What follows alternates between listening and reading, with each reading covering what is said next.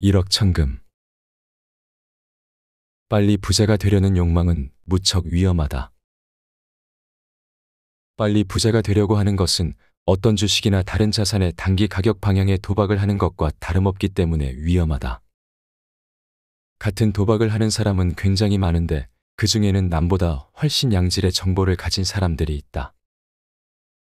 또한 모든 증권 또는 파생상품 계약의 단기 가격 방향성은 본질적인 비즈니스 혹은 자산의 실질적인 장기 가치와 전혀 상관없는 사건에 의해 커다란 가격 변동을 겪을 수 있다.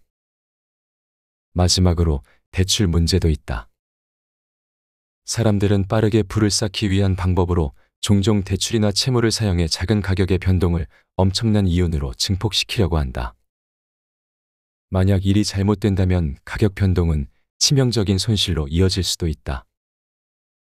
일이 잘 될 거라는 생각으로 대출을 받아 주식을 구입했다고 하자.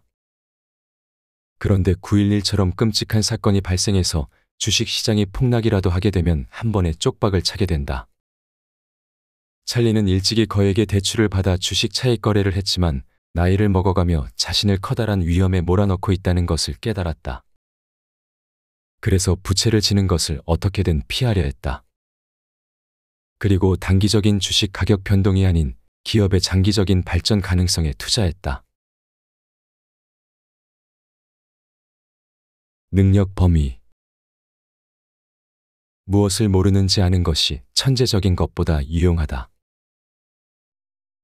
여기서 찰리가 말하고자 하는 것은 우리가 무엇을 모르는지 자각하고 그 깨달음을 바탕으로 제대로 이해하지 못하는 사업에 투자하는 일을 멀리하라는 것이다. 1990년대 후반 기술 관련주에서 상승장의 고점이 형성되었을 때 수많은 똑똑한 사람들이 인터넷 관련주에 투자해야 한다는 유혹에 빠졌다. 찰리는 자신의 능력 범위를 잘 알고 있었기에 본인이 새로운 인터넷 비즈니스를 이해하지 못한다는 사실을 자각했다.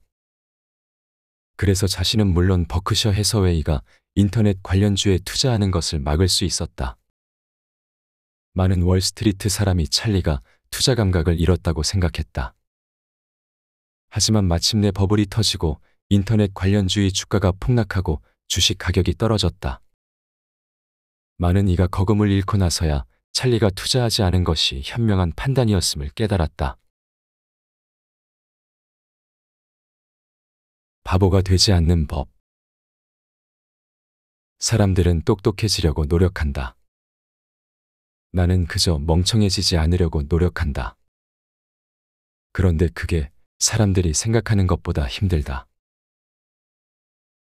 찰리의 투자 철학은 주식시장이 종종 한 회사의 장기적인 가치를 보지 못하고 근시안적인 시각으로 대하기 때문에 저평가된 주식이 생긴다는 이론에 입각해 있다.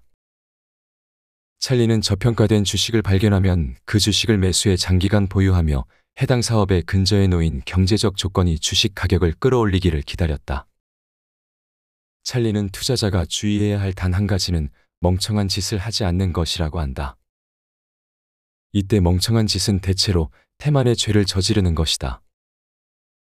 이를테면 좋은 투자 기회를 발견했음에도 행동으로 옮기지 않거나 기회임이 분명한데도 해당 주식을 너무 적게 사는 일이다. 그런데 그러지 않기가 생각보다 실로 어렵다. 손쉬운 낚시. 어항 속 물고기를 잡아야 한다면 나는 어항에 물부터 뺄 것이다. 주식시장은 때때로 근시안적이다. 그래서 거부하기 힘든 너무나도 명백한 투자 기회를 제공한다. 이런 상황은 보통 주식시장의 공황이 발생하여 투자자들이 모든 곳에서 자금을 회수하면서 발생한다. 장기적으로는 수익을 가져다 줄 곳들에서조차도 말이다. 이런 도주는 어항에 물을 빼는 것과 같다. 주식 가격이 하락하면 물고기, 즉 저평가된 뛰어난 비즈니스를 발견하기가 쉬워진다. 깨달음. 그레이엄이라면 몸서리를 쳤을 양적 방법론에 근거해 어떠한 물건을 싸게 구입할 수 있음을 깨달으니 더 나은 비즈니스를 생각할 수 있었다. 벤저민 그레이엄은 가치 투자의 원로였으며 워런 버핏의 스승이자 멘토였다. 그에게 가치 투자란 주식을 내재 가치보다 저렴하게 매수하는 것을 뜻한다. 이는 장부 가격의 절반 정도의 수준에서 거래되는 주식 또는 주가 수익률이 아주 낮은 주식을 선호했다는 뜻이다.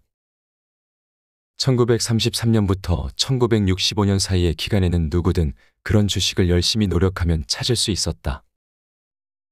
그레이엄 투자 철학의 문제점은 주식이 본질적인 가치에 도달했을 때 투자자가 소유 주식을 매도할 것을 요구한다는 점이다. 한 회사를 20년간 혹은 더 오래 소유하고 그 사업의 근본적인 자본 환경이 회사를 키우고 주식 가격을 올린다는 개념이 없었던 것이다. 찰리와 워런은 어떤 사업은 경제적 조건이 갖춰져 있어 사업의 본질적인 가치가 시간이 흐르며 증가한다는 것을 깨달았다. 이러한 뛰어난 회사의 보통주는 상승하는 비율의 이자가 결합된 주가 연계 채권과 같다. 예를 들어 버크셔 해서웨이가 1988년에 코카콜라의 주식을 매수하기 시작했을 때 코카콜라 주식은 하나당 0.18달러의 이익을 올리고 있었으며 주당 이익의 증가 비율은 매년 약 16%를 기록하고 있었다. 버크셔는 대략 주당 3.24달러를 지불했고 이는 주가 수익률 18배를 뜻하는 것으로 그레이엄과 같은 사람의 입장에선 너무 높았다. 하지만 찰리와 워런은 그레이엄이 보지 못한 것을 보았다. 코카콜라의 장기적인 사업 경쟁력은 주가 수익률 18배를 더 낮게 만든다는 점이다. 그들은 코카콜라의 주식을 5.55%의 초기 수익률을 내는 주가 연계 채권과 비슷하다고 보았다. 그리고 이 수익률은 주당 이익이 증가함에 따라 계속 상승한다. 그리고 시간이 흐르면 시장은 코카콜라의 이익 증가에 따라 회사 주식의 가격을 올려놓을 것이다. 그럼 버크셔는 어떻게 되었을까? 버크셔는 1988년 코카콜라에 12억 9,900만 달러를 투자했고 지난 20여 년이 흐르는 사이 이 초기 투자금은 170억 1,840만 달러의 가치를 지니게 되었다. 이는 연평균 성장률 10.04%를 뜻하는 것으로 그 기간 사이의 배당금은 포함하지 않은 금액이다. 2015년 한 해에만 코카콜라는 버크셔에 5억 2,800만 달러를 배당금으로 지불했고 이는 버크셔가 처음 투자한 12억 9,900만 달러의 40%에 달한다. 차후 5년간 코카콜라는 버크셔에게 대략 26억 4천만 달러를 배당금으로 지불할 것이다. 코카콜라 사업은 정말 잘 되고 있고 버크셔의 자산도 마찬가지이다. 그레이엄의 오류. 벤저민 그레이엄은 투자자가 된 후 많은 것을 배워야만 했다. 기업 가치 평가에 대한 그의 모든 생각은 자신을 거의 파괴했던 대폭락과 대공황의 영향을 받았다. 대공황은 그레이엄의 여생의 공포에 후유증을 남겼고 그의 모든 방법론은 그 공포를 방지하도록 고안되었다. 1929년 10월 29일의 주식시장 폭락은 그레이엄에게 가혹했으며 1932년에 이어진 폭락은 엄청난 충격이었다. 1929년의 폭락 이후 주식 가격이 반등하기 시작해 1931년에 이르러 상승폭이 30%에 이르렀다. 1932년의 폭락은 완전히 예상 밖의 일이었으며 20세기 최악의 폭락이었다. 종합주가는 89%나 하락했다. 만약 1929년 9월 3일 다우존스 지수에 1,000달러를 투자했다면 1932년 7월 8일 그 돈은 109달러로 쪼그라들었을 것이다. 이후 그레이엄은 자신을 보호하기 위해 안전마진이라는 개념을 개발한다. 파산의 공포를 극복하기 위해 채권 분석에서 차용한 아이디어인데 그 본질은 가치를 평가할 때 수치적인 접근을 하는 것이다. 그레이엄은 주식 한 주의 가격을 장부 가격과 비교하여 장부 가격보다 싸게 팔리는 회사를 찾았다. 현재 주가와 장부 가격을 비교하는 방법을 이용하여 사업을 통째로 구입하는 접근 방식을 채택했다. 예를 들어 어떤 회사 전체의 가치평가가 1,000만 달러라고 가정하면 그레이엄은 주식시장에서 그 회사의 주당 가격을 조사한다. 만약 그 회사가 100만 주의 주식을 발행했으며 주당 가격이 6달러라면 그는 주식시장이 그 회사 전체를 600만 달러로 평가하고 있다고 파악한다. 이 경우 회사의 본질적인 가치는 1,000만 달러이니 400만 달러의 안전마진을 갖게 된다. 따라서 주식시장이 폭락한다고 해도 1,000만 달러에 달하는 회사의 실제 가치가 결국 주식 가격을 다시 올려놓을 것이라 믿는 것이기도 하다. 그레이엄 투자 철학의 단점은 주식 가격이 처음 계산했던 본질적인 가치에 도달하면 그 종목을 청산해야 한다는 것이다. 찰리와 워런처럼 주식을 30년 혹은 40년간 장기 보유한다는 개념이 없다. 만약 그레이엄이 버크셔 해서웨이가 장부 가격의 반값에 팔리던 1974년에 회사를 구입했다면 아마 장부 가격 이상이 된 1980년에 정리했을 것이다. 그럼 2016년 버크셔 해서웨이의 주식이 주당 21만 달러에 팔리는 기회를 잡지 못한다. 그레이엄의 투자 철학은 투자자가 돈을 벌고 손실을 입지 않도록 고안되었다. 그러나 역으로 그것이 10년, 20년 혹은 그 이상의 기간에 걸쳐 위대한 비즈니스가 창출하는 복합적인 효과의 혜택을 경험하지 못하게 만든다. 가격이 잘못 매겨진 도박. 가격이 잘못 매겨진 도박을 찾는 것. 그것이 투자다. 도박의 가격이 잘못 매겨졌음을 알려면 그만한 지식을 갖추어야 한다. 그것이 가치 투자다. 주가가 미래 가치와 어긋나 있을 때 그 주식이 바로 가격이 잘못 매겨진 도박이다. 주가가 가치보다 높으면 주가가 회사의 장기적 전망을 과대평가하는 상황이다. 반대로 주가가 가치보다 낮으면 주가가 회사의 장기적 전망을 저평가하고 있다는 뜻이다. 주가가 떨어지기 시작하면 주식은 회사의 장기 전망에 비해 가격이 낮게 매겨진다. 이때 이길 확률이 높으니 주식을 매수해야 한다. 왜 이런 현상이 발생할까?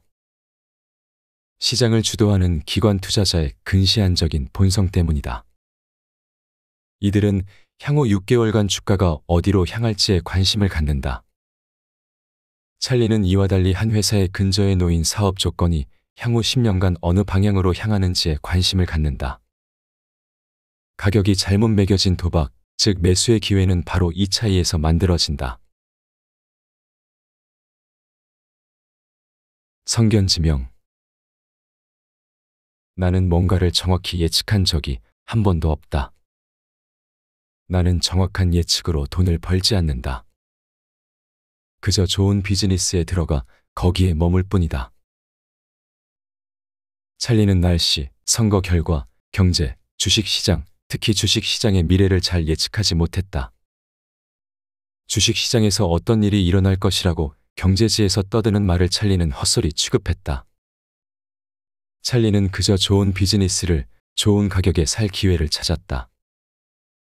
하지만 한 가지는 예견했다. 주식시장에는 정신 차리기 힘들 정도의 호황과 급격한 주가 상승 시기가 있기 마련이고 보통 그 뒤를 극심한 공황과 처참한 주가 폭락이 찾아온다는 것이다. 그렇다면 그가 이런 순간이 언제 발생할지를 정확하게 예측할 수 있을까? 그렇지는 않다. 그러나 그런 일이 일어난다는 것은 알기에 인내심을 가지고 기다리기만 하면 된다. 현금의 중요성. 좋은 기회가 올 것을 대비해 1000만 달러를 통장에 넣어두는 것이 부자가 되는 방법이다. 찰리는 1000만 달러의 현금을 구비해 놓으라고 한다. 버크셔는 좋은 기회를 기다리며 현금으로 72억 달러를 보유하고 있다. 현금 보유로 인한 형편없는 수익은 추후 우수한 사업체를 발견하여 오랫동안 높은 수익을 얻는 것으로 만회한다. 이 부분이 멍거의 투자 방법론이 자주 오해를 사는 지점이기도 하다. 왜냐면 대부분의 투자자가 많은 양의 현금을 고이 모셔두고 그저 올바른 투자 기회를 기다리는 것이 우월한 투자 전략이 될 수도 있다는 생각을 못하기 때문이다.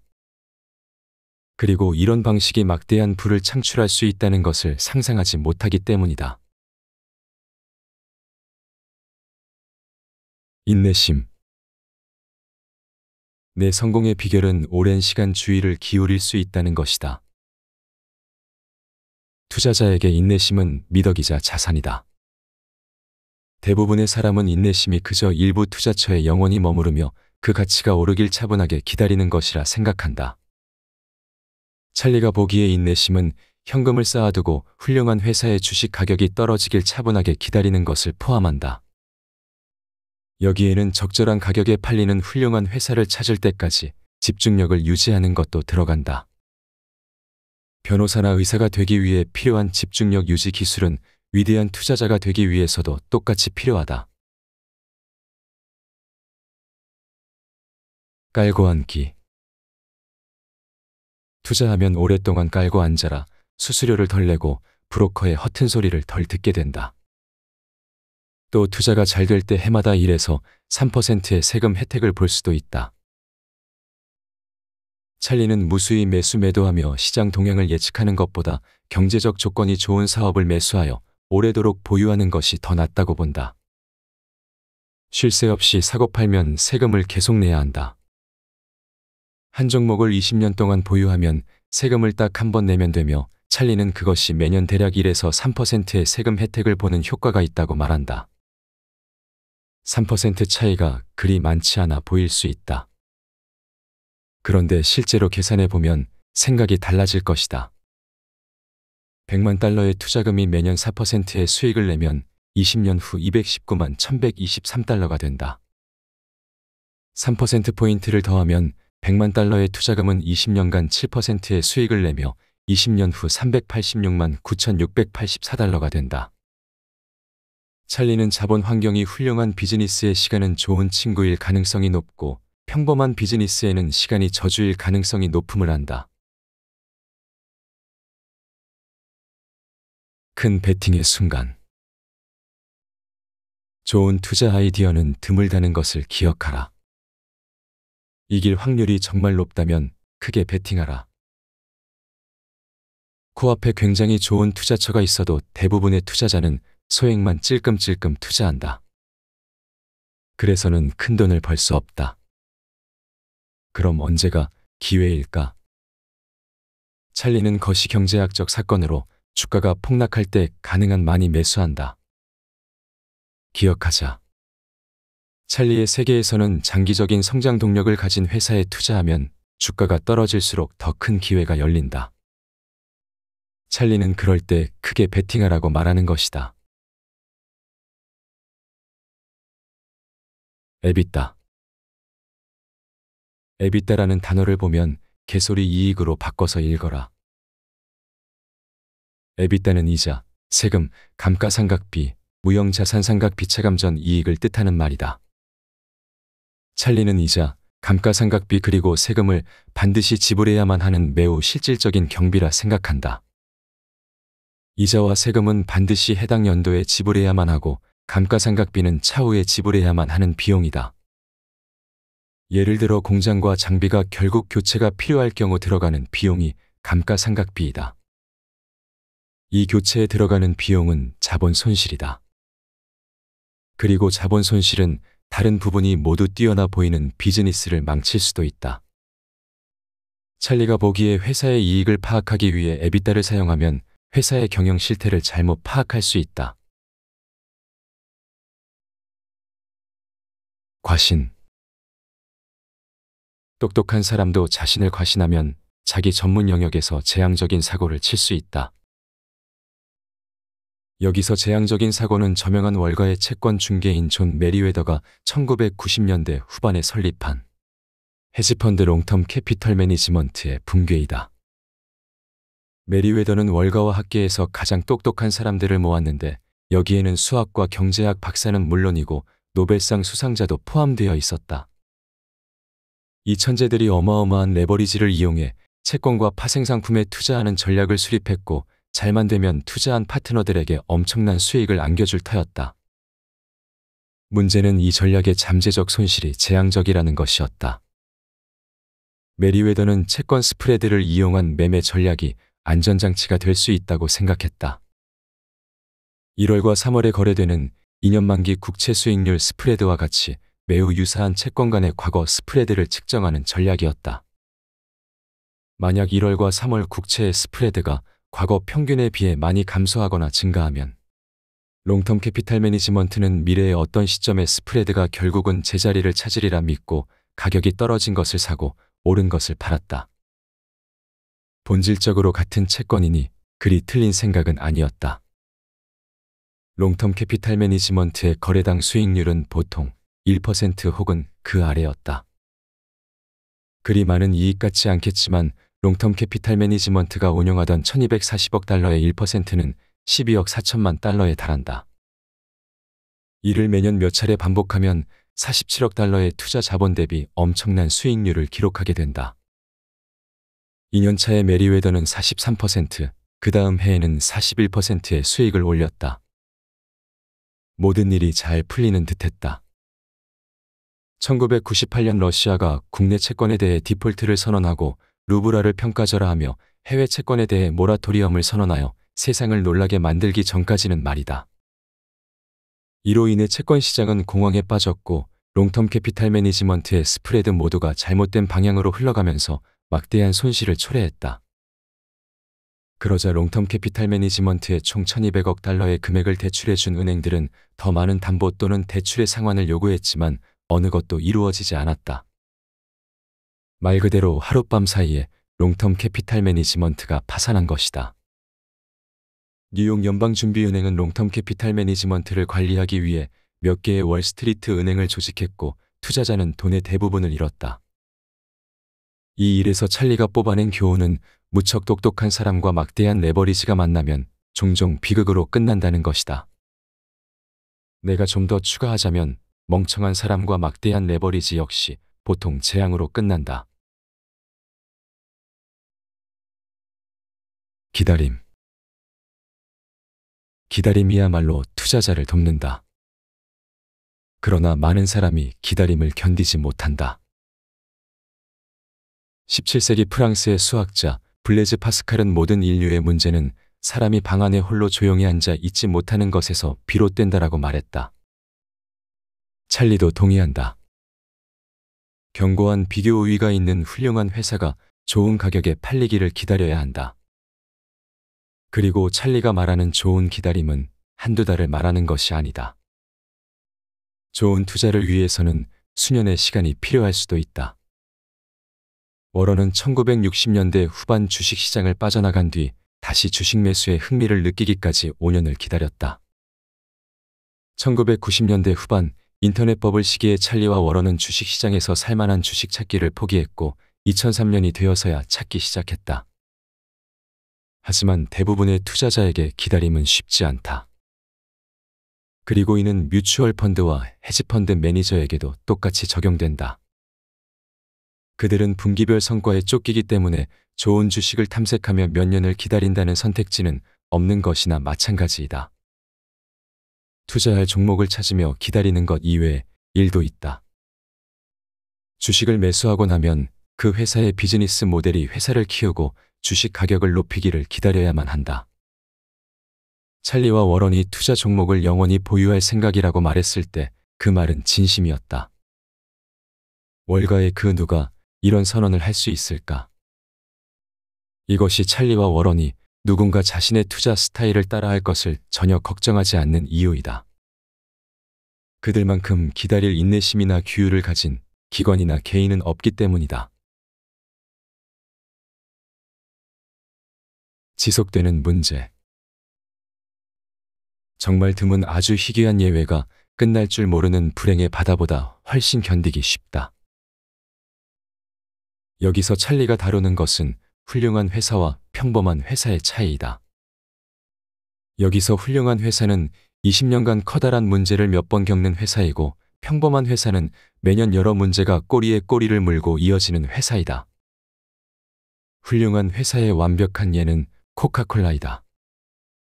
지난 50년간 코카콜라는 두 번의 큰 실수를 저질렀다. 한 번은 영화 산업에 뛰어든 것이고 다른 한 번은 대표 상품을 새롭게 만들어 뉴코크로 출시한 것이다. 이 문제들은 사업을 접는 것으로 해결했다. 끊임없이 문제를 겪는 평범한 회사의 완벽한 사례에는 모든 항공사가 포함된다. 항공사는 노조 문제, 연료 가격 문제는 물론 극심한 가격 경쟁을 이겨내야 한다. 이 지혜는 개인의 삶에도 적용할 수 있다. 극심한 고통을 잠깐 참는 것이 쉴 새 없는 고통을 겪는 것보다 훨씬 쉽다. 뜻밖의 일. 뜻밖의 좋은 일은 쉽게 대처할 수 있다. 문제는 뜻밖의 나쁜 일이다. 최악을 대비하고 최선을 바라야 한다. 최악을 대비하는 것은 언제나 현명한 일이다. 벤저민 그레이엄의 안전마진은 최악의 상황으로부터 보호받고자 고안되었다. 주식에 관한 한 찰리는 안전마진을 가격과 가치의 측면에서 생각한다. 안전마진은 가격이 낮을수록 그리고 사업 가치가 높을수록 높아진다고 보았다. 주가가 오르면 안전마진은 증발하기 시작한다. 사업 가치가 낮아지면 안전마진 역시 하락한다. 높은 가치의 기업을 적절한 가격에 매수한다면 안전마진이 장기적 손실로부터 투자자를 보호해 줄 것이고, 추후에 사업이 내적으로 성장하거나 다른 사업체를 인수하는 방식으로 성장하면 사업의 높은 가치가 이익이 되는 뜻밖의 좋은 일을 무수히 불러올 것이다. 이길 확률. 유리할 때만 투자하라. 이길 확률이 얼마나 되는지를 이해하고 유리할 때만 베팅한다는 원칙을 세워야 한다. 이는 상식과는 조금 어긋나는 말이다. 이 조언을 이해하기 위해서는 찰리의 과거를 조금 알아야 한다. 1960년대 후반 찰리와 워런 모두 자신의 헤지펀드를 운용하고 있었다. 60년대 후반 상승장의 맹위가 계속되자 모든 것이 너무 비싸졌고, 당시까지 그레이엄의 방법론을 따르던 워런은 매수할 만한 저렴한 주식을 찾기 힘들어졌다. 이에 워런은 투자 전략을 바꾸는 대신 자기 헤지펀드를 접고 파트너들에게 투자금을 돌려준 뒤 자기 돈 대부분을 미국 국채와 같은 현금성 자산으로 바꿨다. 반면 찰리는 투자를 계속했고 1973년 이전까지 큰 수익을 올리다가 1973년에서 74년의 주식시장 폭락으로 파트너들의 투자금을 절반 가까이 잃었다. 찰리는 이 시기를 인생 최악의 순간으로 꼽는다. 이와 달리 주식시장이 과열되었다고 생각해 엄청난 현금을 깔고 앉아있던 워런은 주식시장이 폭락하여 수십 개의 훌륭한 회사들이 헐값에 시중에 나온 것을 보게 된다. 수중에 현금이 충분했던 워런은 그 기업들을 싼 값에 매수할 수 있었다. 찰리는 현금이 없었기에 그러지 못했다. 주식시장이 회복하면서 찰리도 본인과 파트너들의 손실을 회복했지만 그 경험은 찰리에게 엄청난 충격을 주어 이후 펀드 운용을 중단하게 된다. 찰리는 이 경험에서 무엇을 배웠을까? 주식의 가격이 오르면 오를수록 투자자에게는 불리해진다는 것이다. 반대로 가격이 떨어지면 떨어질수록 투자자에게 유리해질 가능성이 높다는 것도 배웠다. 또한 주식시장이 상승할 때 계속 투자를 이어나가면 시장이 폭락했을 때 자산에 투자할 현금이 없어진다는 것도 알게 되었다. 이길 확률이 얼마나 되는지는 중요하지 않다. 베팅할 현금이 없으면 한 푼도 벌지 못하기 때문이다. 소수의 훌륭한 회사. 저평가되었다는 이유만으로 매수하면 가격이 내재 가치에 도달했다고 판단될 때 매도할 생각을 해야 한다. 그건 무척 어려운 일이다. 하지만 소수의 위대한 회사 주식을 매수하면 그냥 깔고 앉아 있기만 하면 된다. 그건 좋은 일이다. 이 내용은 앞에서 이미 다뤘지만 너무나 중요해서 다시 한번 다루려고 한다. 저평가된 주식을 매수하는 벤저민 그레이엄의 방식은 투자자가 회사의 가치를 평가한 뒤 주식이 그 가치에 도달하면 매도해야 한다. 이 방식은 평범한 회사는 물론 오래가는 견고한 경쟁 우위를 가진 훌륭한 회사의 주식도 미리 정한 적정 가격에 도달하면 매도해야 하기에 바람직하지 않다. 주식 매도로 인해 시간이 지남에 따라 발생하는 그 기업의 본질적 가치의 상승에서 오는 이익을 누릴 기회를 모두 잃는다. 찰리와 워런의 이론에 따르면 견조한 경쟁 우위가 있는 회사는 시간이 흐르면 본질적 가치가 확대되는 사업적 기반이 있다. 시간이 많이 흐를수록 회사의 가치는 더 성장하는 것이다. 그러므로 가장 현명한 선택은 한번 주식을 매수하면 가능한 오래 들고 있는 것이다. 이는 회사의 주식을 오래 소유할수록 그 가치가 성장하고 회사의 가치가 성장할수록 투자자는 더 부유해지기 때문이다. 버크셔에서 웨이가 이를 잘 입증한다. 지난 50년을 돌이켜보면 버크셔 주식은 1970년대 초에는 장부 가격보다 낮은 가격에 거래되다가 1990년대 후반에 장부 가격의 거의 2배에 달하는 가격에 거래되었다. 만약 버크셔의 주식을 장부 가격보다 싸게 매수하여 2배의 가격으로 매도했다면 많은 돈을 벌었을 것이다. 그러나 그리했다면 2000년에서 2016년 사이의 가치를 3배로 불린 버크셔 해서웨이의 행보를 보며 한숨을 쉬었을 것이다. 회사를 제대로 골랐다면 찰리의 말처럼 깔고 앉아 있는 것이 답이다. 바보가 되지 않기. 우리 같은 사람들이 엄청 똑똑해지려고 하는 대신 늘 바보가 되지 않기 위해 노력함으로써 장기적으로 많은 것을 얻었다. 수영을 잘하는 사람이 익사한다라는 속담에는 분명 소중한 지혜가 담겨 있다. 수영을 잘하는 사람은 멀리까지 헤엄쳐서 나가는데 이는 잠재적으로 자신을 위험에 빠뜨린다. 수영을 잘하지 못하는 사람들은 안전한 연안 가까이에 머무른다. 높은 IQ를 지닌 수학자나 금융시장 분석가 유형의 사람은 투자할 때 매우 복잡한 거래 모델을 사용하여 자기 자신을 곤란하게 만든다. 찰리는 월가의 박사들이 주식시장에서 단기 변동을 활용하기 위해 사용하는 복잡한 수학적 모델과 거래 전략에는 관심이 없다. 오히려 그 반대다. 장기간에 걸쳐 우월한 결과를 선사하는 단순한 투자 전략에 관심이 있다. 그리고 이것의 기초는 바보 같은 짓을 하지 않으려고 노력하는 것이다. 찰리에게 있어서 바보 같은 짓은 실제 가치보다 고평가된 사업체에 더 많은 돈을 투자하는 것을 뜻한다. 기다림의 어려움. 투자 기회를 잡을 때까지 참을성을 갖고 진득하게 기다려야 한다. 그게 인간의 본성과 반대되는 일이라 쉽지 않다는 건 안다. 우리는 하루 종일 아무것도 하지 않고 그저 기다리는 게 쉽다. 다른 할 일도 많으니까. 하지만 평범한 사람이 5년 동안 가만히 아무것도 하지 않고 있는 것을 상상할 수 있는가? 활동적이라고 느껴지지 않고 또 쓸모 있는 사람처럼 느껴지지 않으니 무언가 바보 같은 일을 하게 된다. 인내심에 관한 찰리의 생각은 앞에서 다루었다. 하지만 백문이 불여일견인 사람들은 2014년 데일리 저널 정기 주주총회에서 찰리가 말한 내용을 읽어보기 바란다.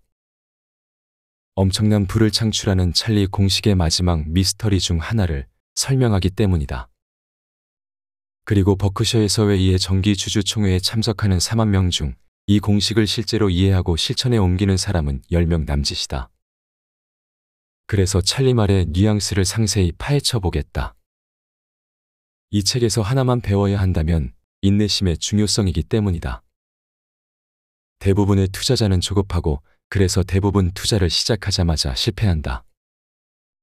주식은 거의 언제나 그것의 장기적이고 본질적인 가치보다 훨씬 비싸게 팔리기 때문이다. 그것이 주식 시장의 특성이다. 보유한 자금을 투자하겠다고 결심한 날 찰리의 기준에 부합하는 투자처를 찾을 가능성은 거의 없다. 그래서 덜 괜찮은 걸로 만족할 것이다. 더 기다렸다면 훨씬 괜찮은 대상을 찾았을 텐데 말이다. 찰리는 기다린다고 돈을 내는 것이 아니니 쉬운 일이라 말한다. 이는 인간 본성에 어긋나지만 그래서 이 방식이 이기는 투자 전략임을 알아야 한다. 최고의 투자 전략 중 하나는 다른 사람이 매도할 때 오히려 매수하는 역발상 투자이다. 그리고 서두르지 않는 건 서두르는 사람, 즉 거의 모든 세상 사람 반대로 행동하는 것이다. 이렇게 생각하면 된다. 찰리는 투자 기회를 찾는 게 아니라 올바른 장기 투자 기회가 적절한 가격에 나타나기를 기다리는 것이다. 기회를 알아볼 수 있도록 두 눈을 크게 뜨고 있으며 그게 그가 책을 많이 읽는 이유이다. 좋은 기회가 생기지 않으면 계속 책을 읽는다. 그게 어려운 일일까? 투자 매니저를 찾아가니 올바른 투자처를 찾으려면 5년이 걸릴 수도 있다고 말했다고 상상해 보자. 대부분의 사람은 자리에서 일어나 다른 투자 매니저를 찾아갈 것이다. 찰리가 보통의 투자자와 비교해 가진 이점이 바로 기다림이다. 대부분의 사람이 찰리처럼 좋은 장기 투자처가 좋은 가격에 나타나는 것을 5년간 기다리지 못하기 때문에, 그리고 대부분의 경우 주식이 내재 가치보다 더 높은 가격에 팔리고 있기 때문에 보통 주식을 매수할 때 과한 비용을 지불한다. 여기서 질문을 하겠다. 조급하게 행동해 투자 종목에 과도한 비용을 지불하는 99%의 투자자에 속하는가?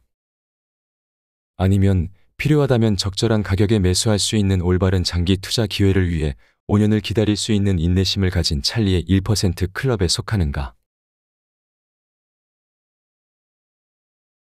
성공적 투자. 성공적인 투자는 상황 대처 능력과 인내심이라는 말도 안 되는 조합을 필요로 한다. 그리고 기회가 나타나면 곧바로 거머쥘 준비가 되어 있어야 한다. 기회는 그리 오래 남아있지 않기 마련이니까. 2009년 3월 경제 위기가 닥쳤다. 모든 사람이 미국 정부가 모든 미국의 대형 은행을 국유화해야 할 것이라 생각하던 때였다. 당시 찰리는 자기 회사인 데일리 저널을 통해 웰스파고 은행의 주식 160만 주를 주당 약 8.58달러의 가격에 매수했다. 오늘날 웰스파고 주식은 주당 47달러 선에서 거래가 되고 있다. 찰리는 첫 번째로 좋은 투자처를 찾는 데 집중하고 있었고, 두 번째로 기회가 스스로 나타나는 것을 인내심을 가지고 기다리며 현금을 쌓아두고 있었기에 이러한 일을 할 수 있었다. 마지막으로 웰스파고를 충분히 잘 이해하고 있었기에 그 은행이 파산하거나 정부 소유가 될 가능성이 매우 낮음을 알고 있었다. 이 구매 기회는 겨우 몇 주만 지속되었다. 찰리에게는 좋은 기회가 생겼을 때 그걸 거머쥘 상황 대처 능력이 있었다. 화폐 발행. 나는 민주주의가 인플레이션에 취약하다고 생각한다. 정치인은 지출하는 것이 본성이기 때문이다. 정치인에게는 화폐를 발행할 힘이 있고 선거에서 표를 얻기 위해 돈을 이용할 것이다. 화폐 발행을 멈추지 마라. 미국이 채무 불이행에 빠지지 않는 이유 중 하나는 필요한 만큼 달러를 발행할 힘이 있기 때문이다. 어떻게 그게 가능할까? 연방준비은행은 화폐를 발행한 뒤 공개 시장에서 미국 국채 혹은 원하는 채무증권을 매수한다. 예를 들어 미국 재무부가 곧 만기가 다가오는 미국 정부의 채무를 갚으려면 1,000억 달러가 필요하다고 치자. 그럼 재무부는 그저 국채를 더 발행하고 연방준비은행이 그것을 공개 시장에서 구매하면 된다. 원칙적으로 연방준비은행은 이런 행위를 좋아하지 않는다. 차라리 미국 정부가 중국 같은 나라에서 돈을 빌려오는 것을 선호한다. 중국은 현재 1.2조 달러에 달하는 미국 정부 채권을 보유하고 있다. 다시 말해 미국 정부는 중국에 1.2조 달러의 빚이 있다. 하지만 중국 입장에서는 미국의 채무 불이행을 걱정하지 않아도 된다. 왜냐하면 연방준비은행은 언제든 별도의 1.2조 달러를 발행하여 그것을 미국 정부에 빌려주고 미국 정부가 중국에게 판매한 채권 값을 지불하게 할 수 있기 때문이다. 그리스, 이탈리아, 스페인의 문제는 그들이 유로를 자기 화폐로 받아들이면서 중앙은행이 화폐를 더 발행할 수 있는 힘을 유럽중앙은행으로 넘겼다는 것이다. 유럽중앙은행이 이들을 위해 별도의 수천억 유로를 발행할 의사가 있지 않는 한, 그리스, 이탈리아, 스페인은 자기 채무에 대해 채무 불이행을 선언할 가능성이 있으며 이는 세계 금융 시스템의 조직적 붕괴를 초래할 수 있다. 한 번에 한 걸음. 아침에 일어났을 때보다 좀 더 지혜로워질 수 있는 하루를 보내라. 의무를 충실하게 잘 이행하라. 조금씩 매일매일 일을 해결해 나가라. 충분히 오래 산다면 대부분의 사람이 종국에는 마땅히 받아야 할 것을 받는다. 이는 성공을 위한 찰리의 점진적 방법론이다. 어린 시절 듣던 토끼와 거북이의 경주와 비슷하다. 빠른 토끼가 느리지만 쉬지 않고 한 걸음씩 꼬린 지점을 향해 걸어간 거북이에게 졌다는 바로 그 우화 말이다. 변호사 생활을 하던 젊은 시절 찰리는 거북이의 행동을 직접 실천했다. 하루에 1시간씩 부동산 개발과 주식 투자 공부에 할애하는 독학 계획을 이행했다. 처음에는 진도가 느렸지만 수년간 수천 권의 책을 읽고 나자 어떻게 서로 다른 분야의 지식이 상호작용하는지를 알게 되었고, 어떻게 지식이나 돈이 복합적으로 작용하는지 이해하게 되었다. 그리고 인간 세상에 대해 더 많이 깨달았다. 찰리는 50세였을 때보다 90세에 훨씬 더 좋은 투자자가 되었다고 말하곤 한다. 그리고 그게 지식의 복합적 효과 덕분이라고 말한다. 커리어. 커리어의 3가지 규칙. 1. 내가 사지 않을 것을 팔지 마라. 2. 존중하고 존경하지 않는 사람 밑에서 일하지 마라. 3. 좋아하는 사람하고만 같이 일하라. 찰리의 커리어에 관한 조언은 선물과 같다. 왜 자기가 사지 않을 물건을 팔면 안 될까? 무언가를 파는 것에 관해 쓴 어떤 책이든 제품을 좋아하지 않거나 이해하기 힘들거나 믿지 않는다면 그 제품을 파는 건 재앙이 될 것이라 말하기 때문이다. 위대한 영업자는 자기 상품을 믿는다. 그게 성공의 비결 중 하나이다. 왜 존경하지 않는 사람과 일을 하면 안 될까?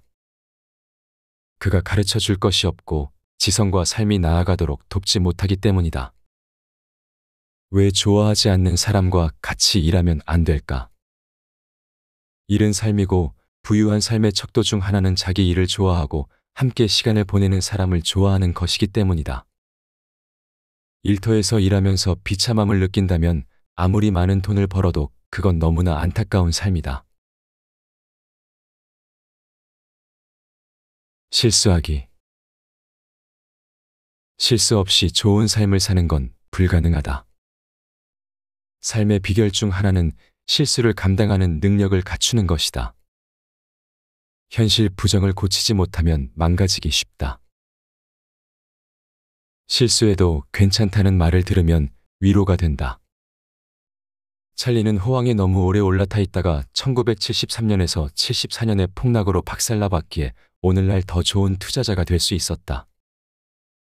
또한 버크셔가 덱스터슈를 매수한 뒤 마주한 문제들 덕에 오늘날 더 좋은 투자자가 되었다. 버크셔가 투자한 7억 달러를 거의 전부 잃었던 살로몬 브라더스의 악몽도 잊으면 안 된다. 볼티모어의 백화점 혹스차일드 콘, 앞서 다루었던 US 에어웨이즈의 실패도 있다. 이는 모두 엄청난 비용을 초래한 커다란 비즈니스 판단 실수였다. 하지만 이 실수들은 훗날 수십억 달러의 성과를 올린 발전된 투자 전략의 기틀을 마련하기도 했다. 전문어. 극단적인 전문화가 성공의 길이다. 대부분의 사람에게는 세상을 이해하려고 노력하는 것보다 전문화에 힘쓰는 것이 훨씬 좋다. 전문화는 모든 종에게 생존의 핵심이며 모든 사업적 성공의 핵심이다. 전문화는 경쟁으로부터 우리를 보호한다. 진입 장벽을 만들 수 있기 때문이다. 전문화가 어려울수록 진입 장벽도 높다. 다른 모든 사람이 하는 일을 하면 모든 사람과 경쟁해야 한다.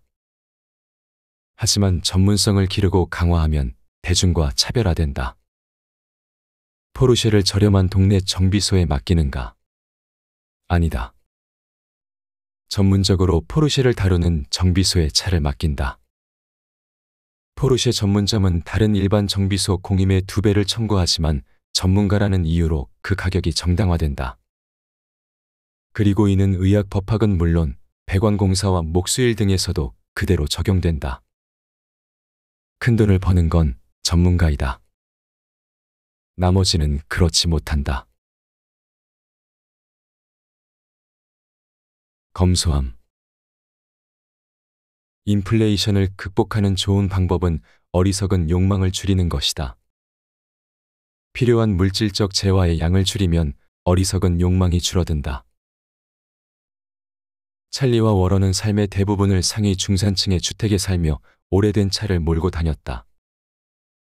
왜 그랬을까? 생활비를 줄여 투자할 수 있는 현금을 모으기 위해서이다. 이것이 어떻게 두 사람을 인플레이션으로부터 지켜줄까? 무언가가 필요하지 않으면 무언가를 살 일도 없다. 그러니 물건 값이 올라간들 무슨 상관이 있겠는가? 찰리가 계속해서 올라가는 페라리의 신차 가격 때문에 잠을 설친 적이 한 번이라도 있었을까? 이데올로기. 너무한 이데올로기에 빠지지 않게 조심해야 한다. 유력한 이데올로기는 인간의 정신을 끔찍히 왜곡한다.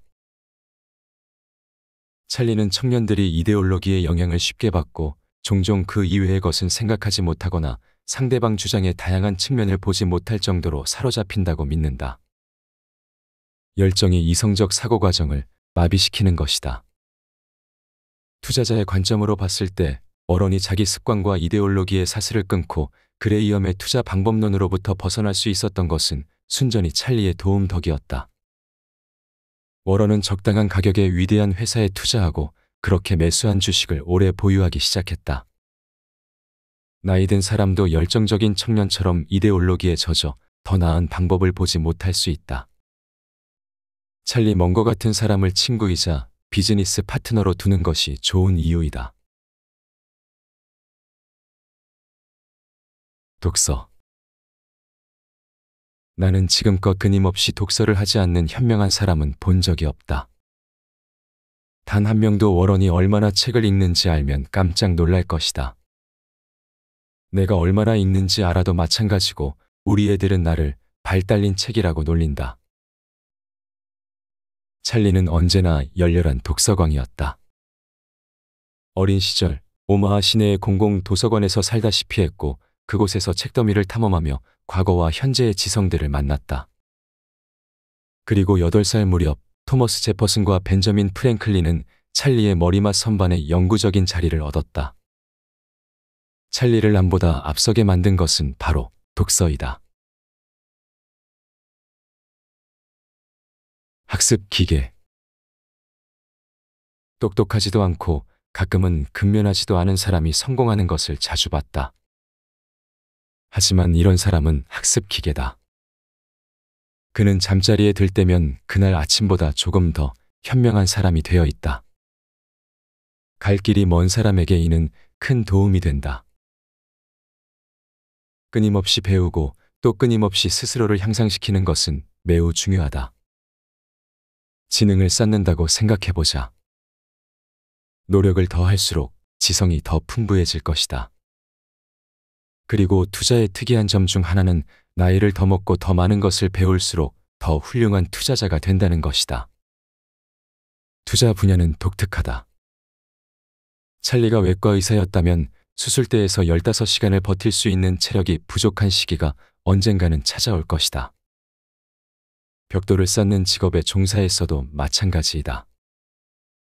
투자가에게 필요한 육체적 자질은 시력, 맑은 정신, 그리고 전자책의 책장을 넘길 수 있는 기술 정도이다. 은퇴. 살아보니 알게 된 것이 있다. 끊임없이 생각하고 끊임없이 독서하면 일을 하지 않아도 된다. 계속 생각하고 계속 책을 읽자. 찰리가 보기에 그것이 투자 게임의 전부이기 때문이다. 많이 생각하고 많이 읽어야 한다. 찰리는 하루에 많으면 600페이지 정도를 읽는다고 한다. 여기에는 매일 읽는 신문 세부와 일주일에 통상적으로 읽는 책 몇 권이 포함된다. 물론 때때로 로스앤젤레스 컨트리 클럽에 가서 클럽 샌드위치와 콜라를 즐기기도 한다.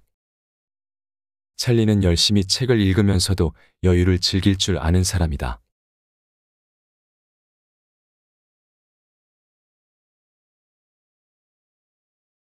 앞에서 소개한 내용은 찰리 먼거의 말들에서 가져왔다. 워런 버핏은 본인의 투자 스타일에 영향을 끼친 찰리에 대해 다음과 같이 말한다. 먼거는 나를 그저 그런 기업을 아주 싼 가격에 사서 약간의 이익을 남기겠다는 생각에서 벗어나 공정한 가격에 살 수 있는 정말 훌륭한 기업을 찾게 해주었다. 투자를 하는 사람들에게 안전 마진은 익숙한 용어일 것이다. 마치 보험처럼 투자 손실을 최소화하기 위한 버팀목이 되어준다. 하지만 안전마진은 미래 성장 가능성이 높은 기업을 놓칠 수 있다는 단점이 있다. 워런 버핏의 오랜 파트너인 찰리 먼거는 한 단계 더 나아가 투자의 본질을 꿰뚫는다. 먼거는 단순히 싼 가격에 매력적인 기업을 찾는 대신 훌륭한 사업을 적정한 가격에 매수해야 한다고 강조한다. 즉, 장기적인 관점에서 꾸준히 성장할 수 있는 기업에 투자하여 복리의 힘을 누려야 한다는 것이다. 이 책은 먼거의 다양한 강연과 인터뷰에서 발췌한 138가지 핵심 문구를 통해 그의 투자 철학을 생생하게 전달한다. 그리고 저자의 상세한 해설을 더하여 먼거의 투자 철학을 쉽게 이해할 수 있도록 도와준다. 먼거의 말 한마디 한마디를 따라가다 보면 어느새 나만의 투자 철학을 정립하고 더 나은 투자자가 되어 있을 것이다.